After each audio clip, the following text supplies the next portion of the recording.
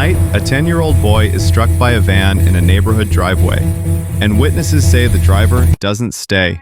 Within minutes, police locate the vehicle, but the driver insists she was only going to get his mom. Everything starts with an emergency call from inside the preserves.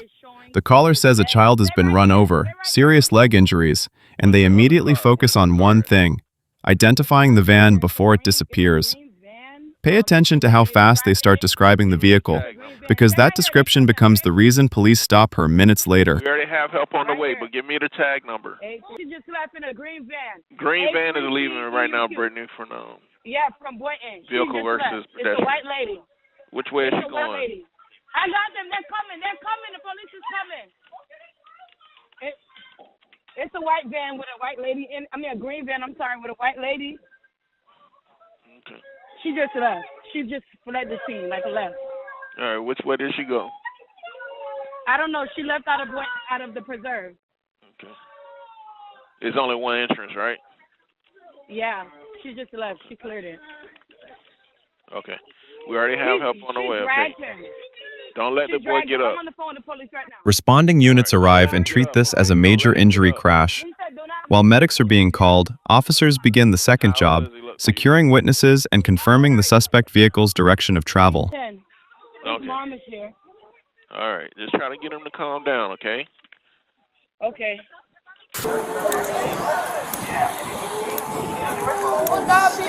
Where? Your light? Hey, does anybody got video cameras? There you go. Those I got a ring, but I came from down there running. Okay. So did anybody see anything? I did. I called. Yeah. Okay. My son's off. I just seen the van. That's the green. I thought it was a kid. Coming this way, from here. She's coming. Look, his shoe right there. She dragged him. Okay. All right, ma'am. You seen everything? Yeah, I seen it. Okay. Just wait over there for me. Can you do me a favor? Wait by that car for me. One witness tells officers she didn't see the very first moment of impact, but she did see the aftermath: the child down, the van still moving, and the driver stopping only briefly before getting back in. The driver's explanation, "I was going to get his mom," shows up right away. But staying at the scene is the legal baseline in a crash like this, especially with injuries. In a few minutes, you'll hear a witness who says he saw the actual hit before anyone else even knew what happened. Anybody else saw it? No, but I saw their car. I saw her right over it, and I know that woman. Yes, I even know her house. Okay, stand by, okay? Why would she do that? If she sees the kids playing, please just stop.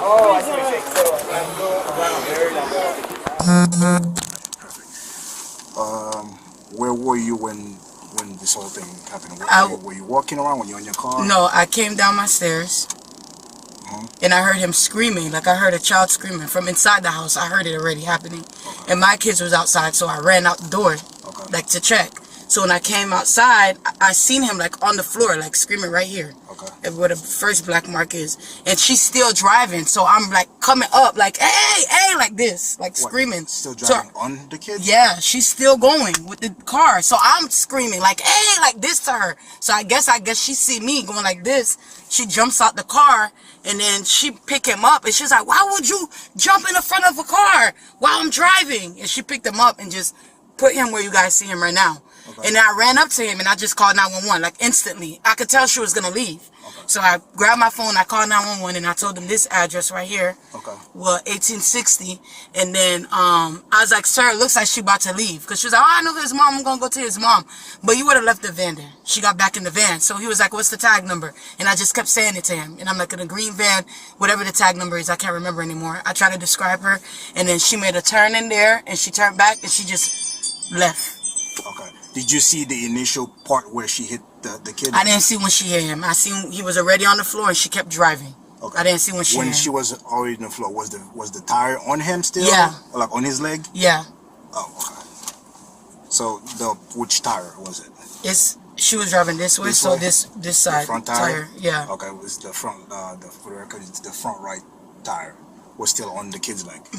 And then you're trying to signal. Yeah, trying to signal her to stop. And that's when she backed see up, or no, she just stopped her car, and then When she tried to pull him the first time, she couldn't pull him. She got in, she backed up a little bit, got out, and then she pulled him. She was like, why would you jump in the front of a car while I'm driving? And then she got back in the car. Which direction did she went? Straight. She went straight, but she turned right here. You see where these apartments are right here? You can turn right there. You can park there. Okay. She made a right there. Okay. And then she came back. She backed up. That's what my friend had on her Ring camera. She's like, I see when she backed up from my Ring. She backed up and she turned back and zoomed this way. Your friend has the video? Of her turning in there. She don't have of her dragging her. Because she lives on the other side. Do you know who she is? The lady? The white. No, I always see her in here. I don't know who she is. Okay. Can you describe her for me? She have blonde hair. She had on I think a green or black jacket. She was driving a green van. She's skinny. Green van, skinny.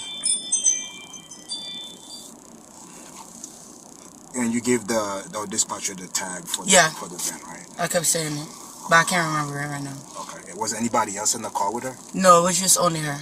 And then her husband ran up here and said she went to the store. Okay. She'll be right back. Did you talk to her at any point briefly after yelling at her to stop or anything? Yeah, I was like, where you going? You got away. I called the police. She was like, no, I'm going to his mom. I know his mom. That's what she said she was getting in the car for. But I could tell she was lying. The way she was saying. It didn't look like she was going to go call the mom because you don't have to get back in your car. Okay. They live right there. Right. How did she seem to you when you talked to her?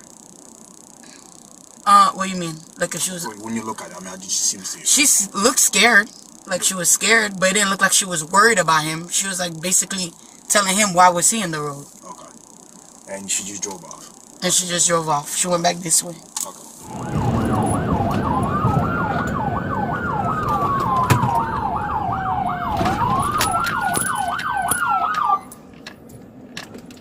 Northeast 16th Ave and Northeast 4th Street. I'm going 1050 on it.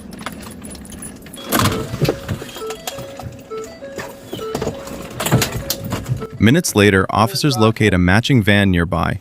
Listen closely. The driver immediately frames it as an accident and insists she left the scene for a good reason. But from the officer's perspective, leaving the scene turns this from a crash into a potential hit-and-run investigation. Step out of the truck. Anybody else in the truck here? No, it's just me. I've got to go get this kid's mom, dude. You're not supposed to leave the scene of a crash. He told me to go get his mom. Okay, step out of the truck. God damn it. Drop it. He told me to go get his mom. Okay, what the fuck? Stop. Oh my God. Do not move. Okay. He told me to go get his mom. What is happening? Stop. What the fuck? He told me to go get his mom. Stop. I'm stopping. He told me to go get his mom. Guys, he told me to go get his mom. Delta 18. We're 10-4. We got one white female detained. Is there anything on you that's going to hurt me? No. He told me to go get his mom. I'm scared. The kid just ran right out in front of my fucking truck. I'm supposed to go get his mom. Stop moving around. We clear the van? Yeah. Jesus fucking Christ. The driver, identified here as Joanna, refuses to fully comply at first, and officers detain her while they confirm what happened back at the scene. She says she's scared, she says she's trying to help, but police are focused on two things: why she left, and why she didn't immediately follow instructions during the stop. What the fuck, dude? Yeah, FD's going 97. Yeah, I got her. Can you please? We are going to figure out where his mom is. We need to get his mom. They said that she's down here. Alright. Female, EA 1729. I can't. What's going on? Seat for me. You're just being detained right now. Put your feet in. What's your first name? Who's getting his mom, honey? We're working on it. Fuck! Where does his mom live? They told me to come down this street and his mom would be at the end of the street. Joanna, J-O-A? N-N-A. Put your feet in for a second. What's your first name? Joanna. Joanna, listen real quick. I heard you say that you were going to get this They kid's need mom. his mom, yes. Okay, but here's the deal. You don't leave the scene of a crash. I know, but she doesn't live in my neighborhood. No, the little stop. kid plays with my son. Stop. Okay. Stop. Okay, relax. They know where I live. Relax. I live right The there. reason why you're being detained right now is because you left the scene of a crash. To go get his mom, though. I don't care what your excuse is. I'm just telling you why you're being detained. Second of all, because you tensed up and you resisted us when I asked you to get out of the van multiple times. I just am scared. So, I'm trying to get this what's kid in your help. wallet? Huh? What's in your wallet? My medication, the bottle's at home. Yeah, the bottle. Yes, that's you can what it follow is. me when I'm in my house. Okay, got it. Did they get his mom? I don't know yet. This is my son. I know the kid. Okay. I wasn't trying to leave. I live right there where it happened. Listen, at the end of the day, you still gotta stop. I did stop. I told the lady, I said, I'm going to go get his mom. And she said, go get his mom. The lady that was standing out front with me. I got out of the car. I checked. I got him out of the street. I set him down. He said, I need my mom. I know where his mom lives because he plays with my son. Then the husband arrives, saying it's a work van, and he's trying to figure out what's happening in real time. This is where the story splits into two tracks: the child's condition at the scene and the driver's behavior after the crash. And the next statements, especially from the kids, are what will lock the timeline into place. I have no phone or nothing. Listen, just listen to me real quick, okay? I didn't say you were being arrested. Okay. But if I ask you any questions, I have to do this. Okay. Okay? So let me just start over. Okay. Okay? Any statement can and will be used against you in a court of law. Okay? Do you understand all of those rights? Okay. That is just for if I need to ask you questions. Okay? I'm sorry. I don't do the whole cop thing. I'm a good girl. I don't get in trouble. I understand. Listen, at the end of the day, I'm not saying you're being arrested. I'm saying you're detained, and so just try to chill out for me for a little bit. Okay? And if I mean, let me ask you a question. Are you willing to talk to me about what happened? Yes. Okay. All right. So someone else, a crash investigator, will probably come out and talk to you about what happened. Okay. Okay, but I'm required to read those to you because of that. Okay. Okay? You have any questions for me right now? No. All right, so just hang out. The fire department's on the way. Okay?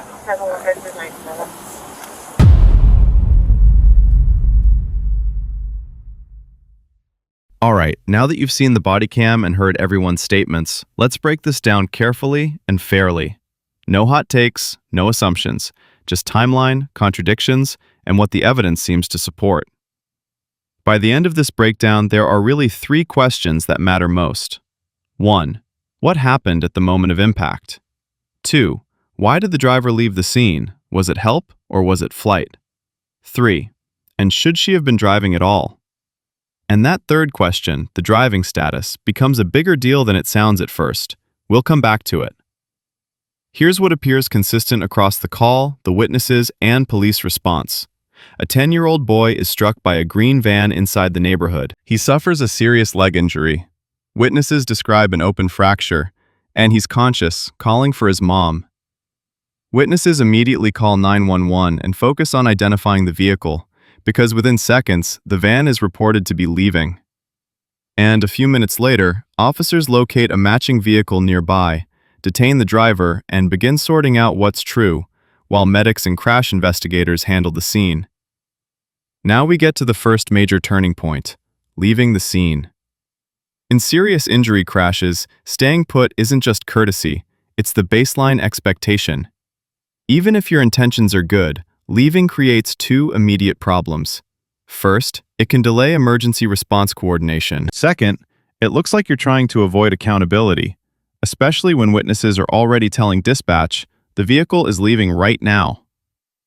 The driver's explanation in the body cam is basically this: he ran out in front of me, and I was going to get his mom. That explanation might sound helpful on paper, but you can hear why officers aren't buying it as a reason to leave. Police can contact the parent. Neighbors can contact the parent, but the driver is still expected to remain on scene, especially with a child injury. And this is where the witness statements become everything, because one of them describes what the driver did right after impact, and it doesn't match the "I was helping" narrative. The most important testimony in this entire clip comes from August, because unlike the adults, he describes the crash as it happened. According to August, they were playing basketball. The ball dropped into the roadway. The child goes to pick it up, and the van comes through and hits him. He specifically says he didn't hear braking, and he describes the tire catching the child's foot. Is a kid witness perfect? Not always. But his statement has something the others don't. Sequence. Ball drops, child picks it up, van hits, injury occurs, driver stops briefly, driver speaks, driver leaves. And that sequence matters because it challenges the simplest defense you often hear in these cases. The kid darted out, I had no time. August's version suggests the child was already in the roadway long enough that a driver should have had time to react, at minimum, slow down. Now keep August's sequence in mind, because it makes the next part hit harder. What the driver reportedly says when she gets out. From the driver's side, what we see is a person in emotional freefall. She's anxious, overwhelmed, repeating that she's a good person, and insisting she was trying to do the right thing. And here's the most fair interpretation. Panic is real. People can react badly in high-stress moments. They can say the wrong thing, focus on the wrong thing, and make decisions that don't make sense in hindsight. But here's the other side of it, equally real. Panic doesn't erase responsibility. In the witness account, the driver allegedly gets out and says something like, "Why would you run in front of my car?" That's not a medical response. That's not a safety response. That's a blame response. And then the biggest issue, she gets back into the van and leaves, while the child is severely injured.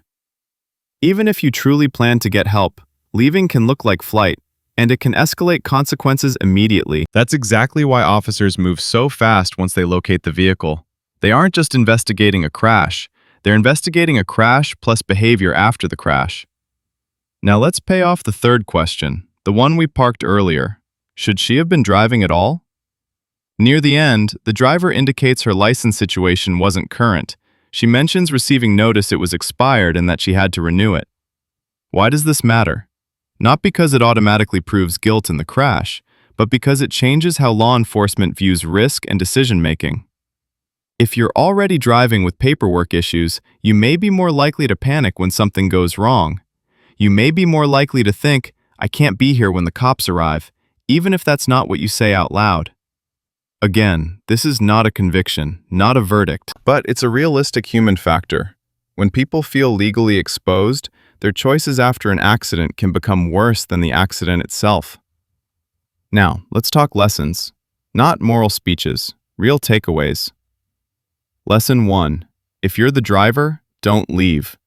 Even if you think you're helping, even if you know where the mom lives, even if someone says, go get her, stay, call 911, turn on hazards, give your location, follow dispatch instructions. Leaving turns chaos into a second avoidable problem. Lesson 2. If you're a witness, do what this caller did. The 911 caller immediately reports injuries, identifies the vehicle, and tries to capture the direction of travel. That's how suspects get located quickly and how medical response gets prioritized. Lesson 3. Neighborhood driving rule. Assume kids will be unpredictable. Basketball, bikes, running, a ball rolling out. Even if the kid made a mistake, the driver has the heavier responsibility, slow speeds, scanning, and reacting early. Lesson 4.